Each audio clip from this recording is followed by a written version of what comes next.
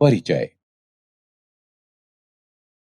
आदित्य, बेटा चश्मा कहाँ है? मुझे दिखाई नहीं दे रहा है। हाँ दादाजी, ये रहा आपका चश्मा। हाँ, अब मुझे दिखने लगा है। बताओ, कैसे हो बेटा? मैं ठीक हूँ दादाजी। मुझे आपसे कुछ पूछना है। जरूर बेटा, पूछो। चश्मे की सहायता से आप स्पष्ट कैसे देख लेते हैं? बात यह है कि चश्मे में सही माप के लेंस लगे होते हैं, जिसकी सहायता से हम इस सुंदर संसार को देख पाते हैं। अच्छा, तो इसके बारे में मुझे और विस्तार से बताइए। हाँ हाँ, आओ मेरे साथ। मैं तुम्हें नए अध्याय किरण प्रकाशिकी तथा प्रकाशिक यंत्र में लेंस के बारे में बताऊंगा। उद्देश्य। इस पाठ के अंत में आप निम्न करने में सक्षम हो जाएंगे।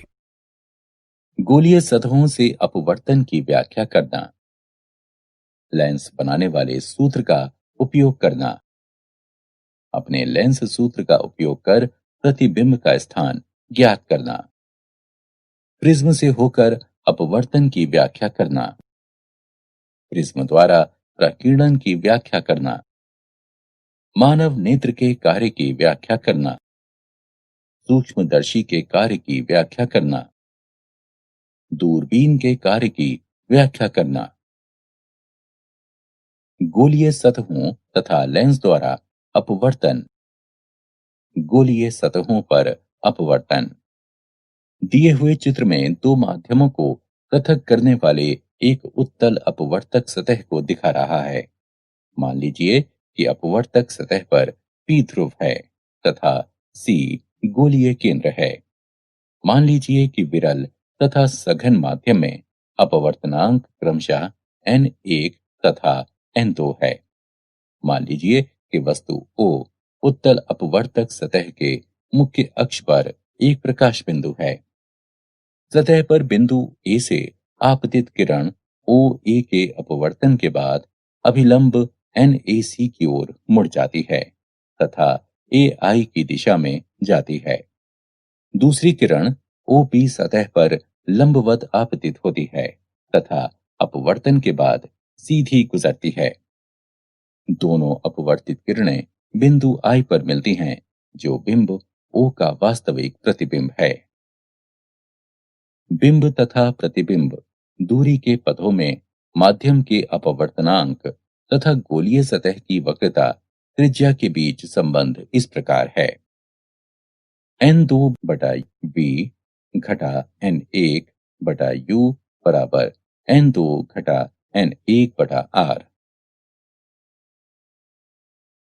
लेंस द्वारा अपवर्तन। मान लीजिए कि L एक पतला लेंस है। लेंस के पदार्थ का अपवर्तनांक n2 है तथा ये अपवर्तनांक n1 के माध्यम में रखा है। लेंस का प्रकाश केंद्र C है तथा मुख्य अक्ष x डैश x है। लेंस की सतह की वक्रता त्रिज्या r1 तथा r2 है तथा उनके ध्रुव P1 तथा P2 हैं। लेंस की मोटाई t है, जो बहुत कम है। बिंदु O लेंस के मुख्य अक्ष पर वस्तु बिंदु है। ध्रुव P1 से O की दूरी u है। पहले अपवर्तक सतह O का प्रतिबिंब I डैश पर बनता है, जो P1 से दूरी V डैश पर है। प्रतिबिंब I डैश दूसरी सतह के लिए आभासी वस्तु का कार्य करता है तथा दूसरी सतह से अपवर्तन के बाद अंतिम प्रतिबिंब I पर बनता है। पतले लेंस के लिए अपवर्तनांक का सूत्र है। यह सूत्र लेंस बनाने वाला सूत्र कहलाता है। यह सूत्र अवतल लेंस के लिए भी लागू होता है। यदि प्रथम माध्यम वायु है तथा लेंस के पदार्थ का अपवर्तनांक n हो, तो n2 बटे n1 बराबर n तथा हम निम्न जानते हैं। अतः लेंस बनाने वाला सूत्र इस प्रकार लिखा जा सकता है। ये पतला लेंस सूत्र कहलाता है। प्रकाश के वास्तविक स्रोत की ओर के बिंदु को प्रथम फोकल बिंदु, जबकि दूसरी बिंदु को द्वितीय फोकल बिंदु कहते हैं। लेंस के आवर्धन m को प्रतिबिंब के आकार तथा वस्तु के आकार के अनुपात के रूप में परिभाषित करते हैं। m बराबर h डैश बटे h बराबर v बटे u। उदाहरण 6 सेंटीमीटर ऊंची एक वस्तु को अवतल लेंस के सामने 30 सेंटीमीटर की दूरी पर रखा जाता है, जिसकी फोकस दूरी 15 सेंटीमीटर है। प्रतिबिंब का स्थान ज्ञात कीजिए। हल दिया है u बराबर 30 सेंटीमीटर, f बराबर घटा 15 सेंटीमीटर। अतः लेंस सूत्र से 1 बटा f बराबर 1 बटा v घटा 1 बटा u, जो कि प्राप्त होता है 1 बटा v बराबर 1 बटा f जमा 1 बटा u से, बराबर 1 बटा घटा 15 जमा 1 बटा घटा 30 बराबर घटा 1 बटा 15 घटा 1 बटा 30 बराबर घटा 3 बटा 30, अथवा v बराबर घटा 30 बटा 3 बराबर घटा 10 सेंटीमीटर। अर्थात प्रतिबिंब वस्तु की ओर लेंस से 10 सेंटीमीटर की दूरी पर बनेगा। लेंस की क्षमता। किसी लेंस की क्षमता की माप किरण को मुख्य अक्ष की ओर मोड़ने की इसकी क्षमता से की जाती है।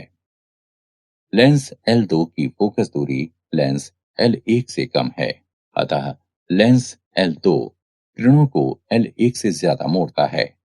इस प्रकार लेंस की L2 क्षमता लेंस L1 की क्षमता से अधिक है। स्पष्टता P 1/f के अनुक्रमणुपात में है। अंतरराष्ट्रीय पद्धति में फोकस दूरी की इकाई मीटर है तथा लेंस की क्षमता डायऑप्टर में है, अतः P 1/f के बराबर है। स्पष्टता 1 मीटर फोकस दूरी वाले किसी लेंस की क्षमता 1 डायऑप्टर है। संपर्क में रखे पतले लेंसों का संयोजन। मान लीजिए दो पतले उत्तल लेंस L1 तथा L2 को एक दूसरे के संपर्क में इस प्रकार रखा गया है कि उनके अक्ष समान हैं। लेंसों की फोकस दूरियां f1 तथा f2 हैं तथा लेंस के दोनों तरफ माध्यम समान हैं। प्रथम लेंस L1 से u दूरी पर एक वस्तु O स्थित है। लेंस L1 किरणों को I डैश की ओर मोड़ती है, अर्थात I डैश प्रथम लेंस L1 द्वारा बनाया गया प्रतिबिंब है। यदि लेंस L1 से प्रतिबिंब I की दूरी v है, तो लेंस L1 के लिए 1/v डैश घटा 1/u बराबर 1/f1। इसे समीकरण 1 नाम दीजिए। लेंस L2 के लिए 1/v घटा 1/v डैश बराबर 1/f2। इसे समीकरण 2 नाम दीजिए। समीकरण 1 तथा 2 को जोड़िए। इसका मान 1/v घटा 1/u बराबर 1/f होगा, जहां 1/f बराबर 1/f1 जमा 1/f2। यदि f1, f2, f3 इत्यादि फोकस दूरियों के कई पतले लेंस एक दूसरे के संपर्क में रखे हैं, तो इस संयोजन की प्रभावी फोकस दूरी इस प्रकार होगी। 1/f बराबर 1/f1 जमा 1/f2 जमा 1/f3 इत्यादि। क्षमता के पदों में इसे इस प्रकार भी लिखा जा सकता है। P बराबर P1 जमा P2 जमा P3 इत्यादि। संयोजन का कुल आवर्धन M लेंसों के अलग अलग आवर्धनों M1, M2, M3 इत्यादि के गुणनफल के बराबर होंगे। M बराबर M1 गुणा M2 गुणा M3 इत्यादि। प्रिज्म से होकर अपवर्तन। प्रिज्म 3 ऊर्ध्वाधर समतल से घिरे समांगी एवं पारदर्शी माध्यम है। इनकी दो फलकें प्रायः पॉलिश की हुई होती हैं, जो अपवर्तित फलकें कहलाती हैं, तथा उनके बीच का कोण प्रिज्म कोण अथवा अपवर्तनांक कोण कहलाता है। तीसरा फलक, जो आधार कहलाता है, प्रायः नीचे होता है, जहां से प्रकाश का संचरण नहीं होता है। चलिए किसी कांच प्रिज्म एबीसी से होकर एक वर्णक प्रकाश किरण पीक्यू के पथ पर विचार करते हैं।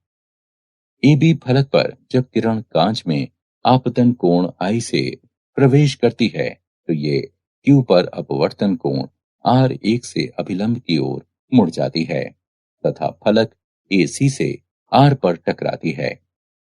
फलक AC पर आपतन कोण R2 है तथा किरण अविलंब से R पर कोण E बनाते हुए वायु में निकलती है। निर्गत किरण RS तथा आपतित किरण PQ की दिशा में अंतर को विचलन कोण डेल्टा कहते हैं। विचलन कोण डेल्टा का मान ज्ञात किया जा सकता है। डेल्टा बराबर I जमा E घटा A। किसी दिए हुए प्रिज्म के लिए A अचर है। विचलन कोण डेल्टा आपतित कोण पर निर्भर करता है। जब आपतन कोण बहुत छोटे कोण से बढ़ता है, विचलन कोण पहले घटता है, जो न्यूनतम हो जाता है तथा बाद में बढ़ता है। न्यूनतम विचलन I बराबर E के लिए R1 बराबर R2 प्राप्त होता है। डेल्टा न्यूनतम बराबर 2I घटा A, प्रिज्म के पदार्थ का अपवर्तनांक। n बराबर साइन A जमा डेल्टा न्यूनतम बटे 2 बटा 2 को साइन A बटे 2 से विभाजित करने पर प्राप्त होता है।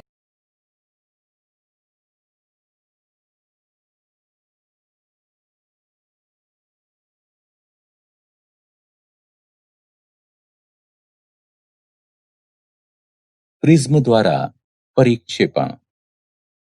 श्वेत प्रकाश का संघटक रंगों में विपाटन परिक्षेपण कहलाता है।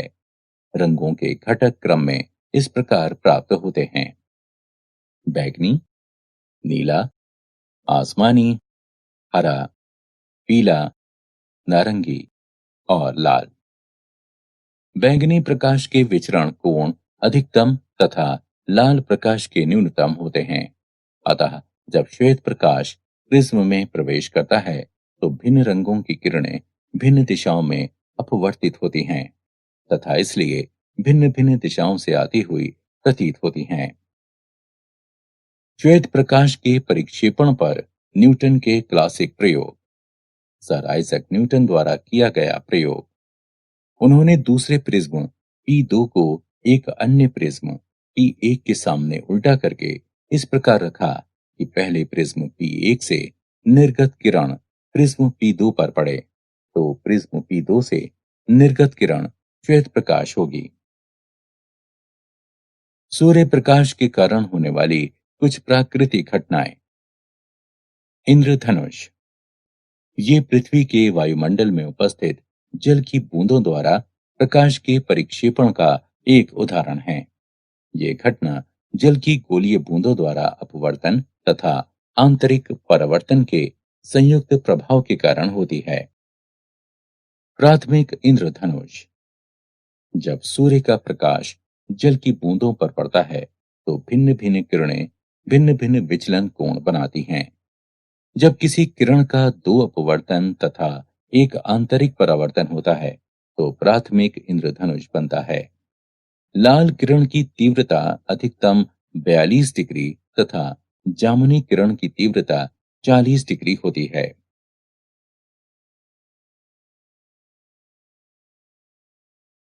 द्वितीय इंद्रधनुष। जब सूर्य का प्रकाश वर्षा की बूंदों पर इस प्रकार पड़ता है कि दो अपवर्तन तथा दो आंतरिक परावर्तन हों, तो प्राथमिक इंद्रधनुष के साथ द्वितीय इंद्रधनुष भी प्राप्त होता है। द्वितीय इंद्रधनुष में जामुनी रंग का विचलन लाल रंग की अपेक्षा अधिक होता है।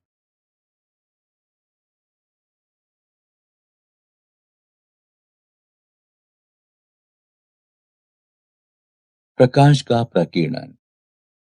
जब साधारण प्रकाश अत्यधिक छोटी वायु कणों, धूल तथा धूम्र कणों इत्यादि वाले वायुमंडल से गुजरता है तो ये अपने पथ से प्रकाश तरंग तथा लक्ष्य कणों के वैद्युत क्षेत्र सदिश की पारस्परिक क्रिया के कारण विचलित हो जाता है।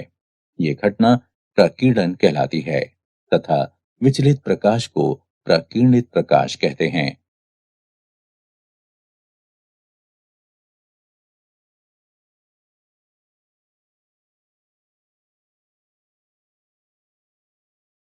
प्रकीर्णन का रेले नियम। सूक्ष्म कणों यानी प्रकाश के तरंगदैर्घ्य की विमाओं से प्रकीर्णित प्रकाश की तीव्रता प्रकाश के तरंगदैर्घ्य के चतुर्थ घात के व्युत्क्रमानुपाती होती है। अर्थात हमें अधिकांश समय आकाश नीला क्यों दिखाई देता है? सूर्य का प्रकाश पृथ्वी के वायुमंडल में पहुंचता है तथा वायु तथा धूल कणों द्वारा सभी दिशाओं में प्रकीर्णित हो जाता है।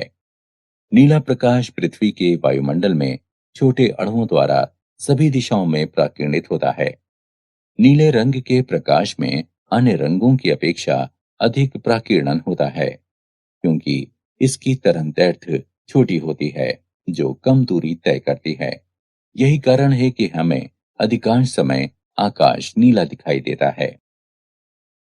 सूर्योदय तथा सूर्यास्त के समय हमें सूर्य रक्ताभ क्यों दिखाई पड़ता है? जब सूर्य आकाश में नीचे होता है तो इसके प्रकाश को हम लोगों तक पहुंचने के लिए अधिकतम वायुमंडल से होकर गुजरना पड़ता है। यहाँ तक कि नीले प्रकाश का अधिकांश भाग प्रकीर्णित हो जाता है।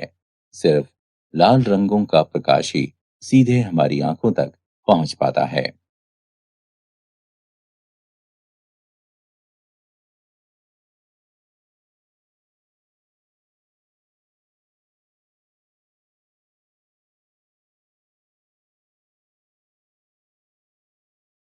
प्रकाशिक यंत्र, नेत्र। हमारी आंख उत्तल लेंस की भांति कार्य करती है जो पेशियों द्वारा स्थिर होती है। ये लेंस नेत्र लेंस कहलाता है। किसी प्रकाशवान वस्तु से आती हुई किरणें जब आंख के लेंस पर पड़ती हैं तो अपवर्तन के बाद ये रेटिना पर फोकस होती हैं। इस प्रकार रेटिना पर वस्तु का वास्तविक छोटा तथा उल्टा प्रतिबिंब बनता है। हमारा मस्तिष्क इस प्रतिबिंब को सीधा महसूस करता है। नेत्र की समंजन क्षमता। पेशियों के लचीलेपन के कारण नेत्र का लेंस अपनी फोकस दूरी को बदल सकता है जिससे कि हम पास व दूर की वस्तु को देख पाते हैं। आंख की ये क्षमता समंजन क्षमता कहलाती है। आंख द्वारा किसी वस्तु को स्पष्टता देख सकने की अधिकतम दूरी अनंत है। जब वस्तु अनंत या बहुत दूर पर होती है तो इनसे निकलने वाली समांतर किरणें नेत्र लेंस से अपवर्तन के बाद रेटिना पर फोकसित होती हैं तथा वस्तु स्पष्ट दिखती है। इस अवस्था में पेशियों में कोई तनाव नहीं होता है अर्थात नेत्र विराम की अवस्था में होती हैं तथा नेत्र लेंस की फोकस दूरी अधिकतम होती है।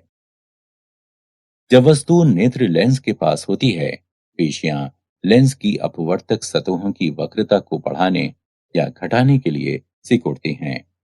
इसलिए लेंस की फोकस दूरी घट जाती है तथा रेटिना पर एक स्पष्ट प्रतिबिंब बनता है। इस प्रकार नेत्र पास तथा दूर की वस्तुओं को स्पष्ट देख पाती हैं। नेत्र जिस न्यूनतम दूरी पर की वस्तु को पेशियों पर अधिकतम दाब डालकर देख पाती हैं वह स्पष्ट दर्शन की अल्पतम दूरी अथवा नेत्र का निकट बिंदु कहलाता है। सामान्य नेत्र के लिए यह दूरी 25 सेंटीमीटर है तथा अधिकतम दूरी अनंत है।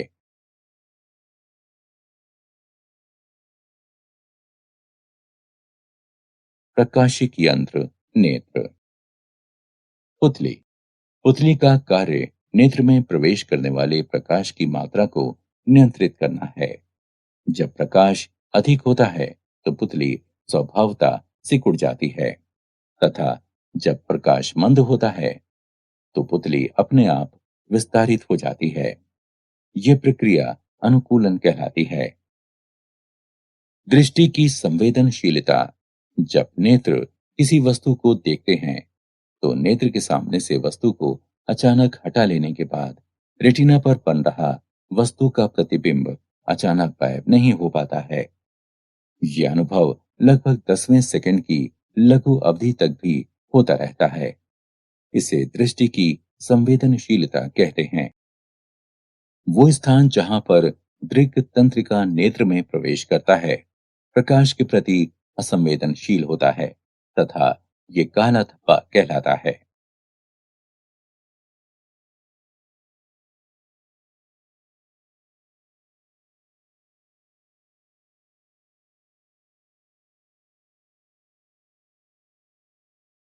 नेत्र दोष।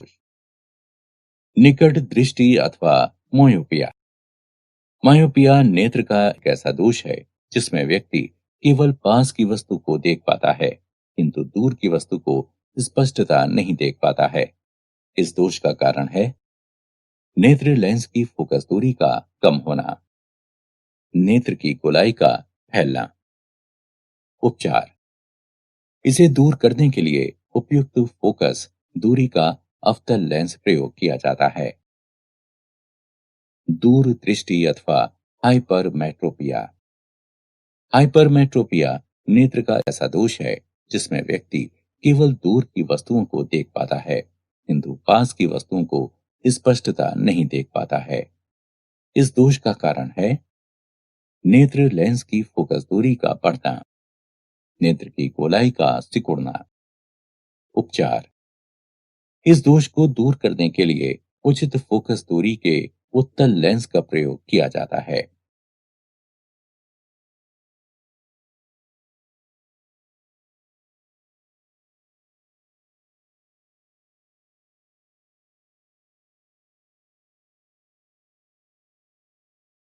नेत्र दोष।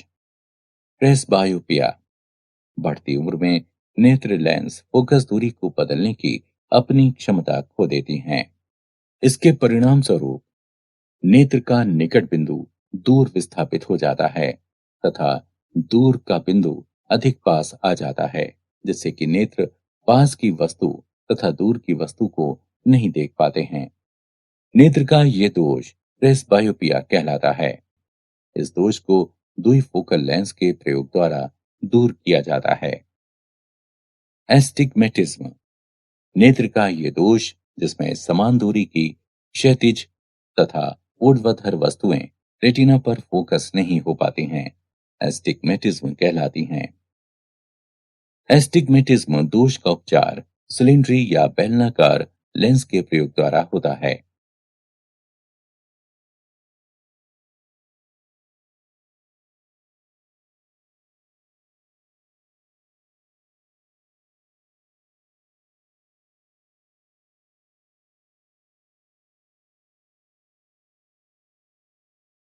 सूक्ष्मदर्शी। सूक्ष्मदर्शी निकट की बहुत सूक्ष्म वस्तु को देखने का एक प्रक्रम है। किसी सरल सूक्ष्मदर्शी में छोटे फोकस दूरी का एक उत्तल लेंस होता है। सरल सूक्ष्मदर्शी का सिद्धांत है कि यदि किसी वस्तु को लेंस तथा इसके मुख्य फोकस के बीच रखा जाए तो लेंस द्वारा निर्मित प्रतिबिंब सीधा तथा आवर्तित होता है।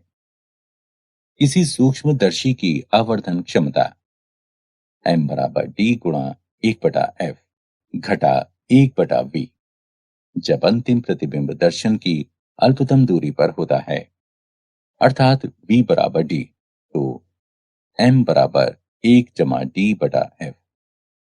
जब अंतिम प्रतिबिंब अनंत पर निर्मित होता है तो v बराबर अनंत, m बराबर d गुणा 1/f 1/अनंत बराबर d/f। संयुक्त सूक्ष्मदर्शी। इसमें लंबी बेलनाकार नली होती है जिसके एक सिरे पर छोटे छिद्र वाले तथा छोटे फोकस दूरी वाले एक उत्तल लेंस होते हैं। ये अभिदृश्यक लेंस ओ कहलाता है। नली के दूसरी ओर दूसरे समान अक्षीय तथा चौड़ी नली लगी होती है जिसमें इसके बाह्य छोर पर उत्तल लेंस ई होता है। ये लेंस नेत्र की ओर होता है, जो नेत्रिका कहलाता है।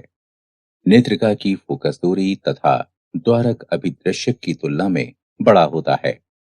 नेत्रिका के आगे कुछ दूरी तक तार लपेटा होता है। संपूर्ण नली, शिकंजे तथा पिनियन व्यवस्था की सहायता से आगे पीछे गति कर सकता है।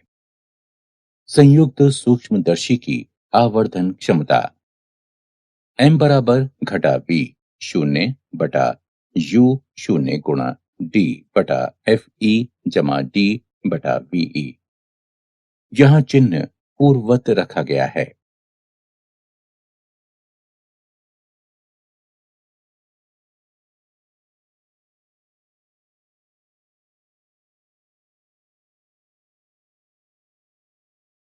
दूरबीन। खगोलीय अपवर्तक दूरबीन में एक अभिदृश्यक लेंस तथा एक नेत्रिका होती है। यद्यपि दोनों यंत्रों में अंतर ये होता है कि दूरबीन के अभिदृश्यक की बड़ी फोकस दूरी तथा बड़ा द्वारक होता है। दूर स्थित वस्तु से प्रकाश अभिदृश्यक में प्रवेश करता है तथा इसका वास्तविक प्रतिबिंब नली के अंदर बनता है। नेत्रिका, जिसका प्रयोग एक सरल आवर्धक के रूप में होता है, अंतिम प्रतिबिंब को उल्टा करके दिखाता है। जब अंतिम प्रतिबिंब अनंत पर बनता है, अभिदृश्यक लेंस दूर से आती हुई वस्तु की समांतर किरणों को प्राप्त करता है। इस प्रकार एक प्रतिबिंब आई मुख्य फोकस f शून्य पर बनता है, क्योंकि अंतिम प्रतिबिंब अनंत पर है। अतः आई को नेत्रक के मुख्य फोकस एफ ई पर होना आवश्यक है। इस प्रकार एफ ई तथा एफ शून्य समान स्थल पर हैं।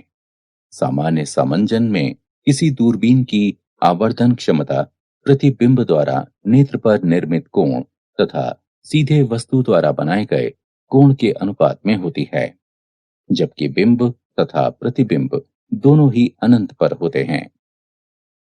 कोणीय आवर्धन m बराबर घटा f शून्य बटा f e होता है, जहां f शून्य वस्तु की फोकस दूरी है एवं f e नेत्रक की फोकस दूरी है। क्या आप जानते हैं, न्यूटन ने प्रदर्शित किया कि कोई प्रिज्म श्वेत प्रकाश को रंगों के पट्टियों यानी स्पेक्ट्रम में विघटित कर सकता है।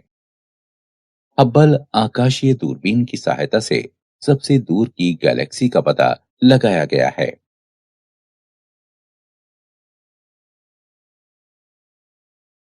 सारांश। आइए हमने जो कुछ सीखा है उसे संक्षेप में दोहराएं। माध्यम के अपवर्तनांक के पदों में वस्तु तथा प्रतिबिंब की दूरी तथा वक्र गोलीय सतह की वक्रता त्रिज्या के बीच संबंध है।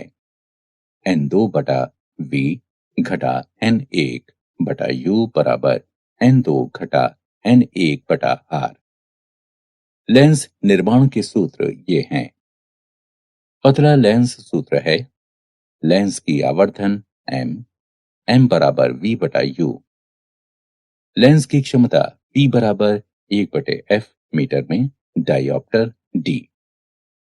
क्षमता P1, P2, P3 इत्यादि वाले पतले लेंस की संयोजन क्षमता है। P बराबर P1 जमा P2 जमा P3 जमा इत्यादि।